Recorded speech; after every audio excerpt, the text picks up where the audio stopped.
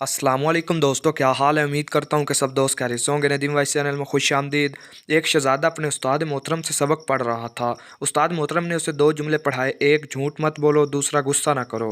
कुछ देर वक्फे के बाद शहज़ादे को सबक सुनाने को कहा गया तो शहज़ादे ने जवाब दिया कि अभी सबक याद नहीं हो सका।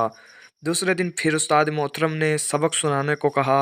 शहज़ादे ने फिर अर्ज़ किया कि अभी सबक याद नहीं हो सका। तीसरे दिन छुट्टी थी। उस्ताद ने कहा कि कल छुट्टी है, लिहाजा कल लाजमी सबक याद कर लेना। बाद में मैं कोई बहाना नहीं सुनूंगा। छुट्टी के बाद अगले दिन भी शागिर्द ख़ास सबक सुनाने में नाकाम रहा। उस्ताद मोहतरम ये ख्याल किए बगैर कि शागिर्द एक शहज़ादा गुस्से से चिल्ला उठा और तैश में आकर एक थप्पड़ रसीद कर दिया कि ये भी कोई बात है कि इतने दिनों से दो जुमले याद नहीं होकर दे रहे। थप्पड़ खाकर एक दफ़ा तो शहज़ादा गुमसुम हो गया, फिर बोला कि उस्ताद मोहतरम सबक याद हो गया। उस्ताद को बहुत ताज्जुब हुआ कि पहले तो सबक याद नहीं हो रहा था और थप्पड़ खाते ही फौरी सबक याद हो गया।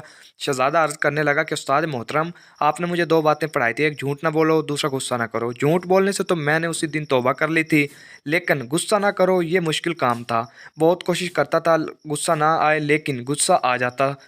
अब जब तक मैं गुस्से पर काबू पाना नहीं सीख जाता तो कैसे कह देता कि सबक याद हो गया।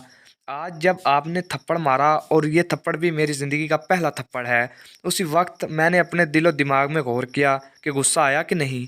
गौर करने पर मुझे महसूस हुआ कि गुस्सा नहीं आया।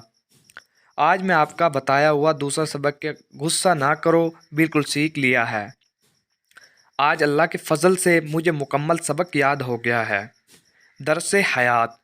ए मेरे अज़ीज़ दोस्तों, हमें भी चाहिए कि जो कौल ज़री हम लिखते, पढ़ते और सुनते रहते हैं, इन पर अमल करें, क्योंकि अमल से इंसान की इस्लाह होती है और अमल से ही ज़िंदगी बनती है।